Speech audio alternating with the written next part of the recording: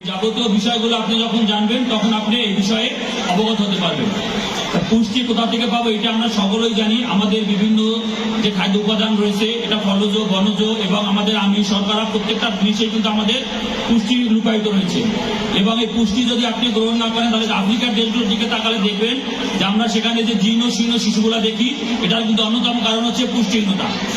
পুষ্টি যদি আপনি চান তাহলে আপনাকে সচেতন হতে হবে। আপনার শিশুকাল থেকে আপনার শিশুটাকে পুষ্টি সমৃদ্ধ খাবার দিতে হবে, তাকে স্বাস্থ্যসম্মত জীবন বিধান শেখাতে হবে, তাকে হাইজিনিক হতে হবে এবং শরীরে যদি অপরিষ্কার থাকে তাহলে তার শরীরে কি কি ব্যাধি বাসা বাঁধতে পারে এটা তাদেরকে অবহিত করতে হবে। আইন শৃঙ্খলার একটা অংশ হিসাবে আমি শুধু বলতে চাই, আপনি যদি আপনার মেয়েটাকে যদি অপ্রাপ্ত অবস্থায় বিবাহ দেন তাহলে এই মেয়েটা কিন্তু সে কখনো পুষ্টি পাবে না। এই পুষ্টিহীন একটা মা যখন আরেকটা সন্তানকে জন্ম দিবে, ওই সন্তানটাও সমাজের জন্য একটা বোঝা হিসাবে তৈরি হবে, কারণ তার যে প্রয়োজনীয় চাহিদা ছিল সেটা সে মায়ের কাছ থেকে পায় না। সুতরাং আমরা যে বাল্য বিবাহ নিয়ে কাজ করি, সরকার যে বাল্য বিবাহ আইন করেছে, এই আইন করার উদ্দেশ্য হচ্ছে সমাজকে আমরা যেন একটা সুস্থ শিশু উপহার দিতে পারি।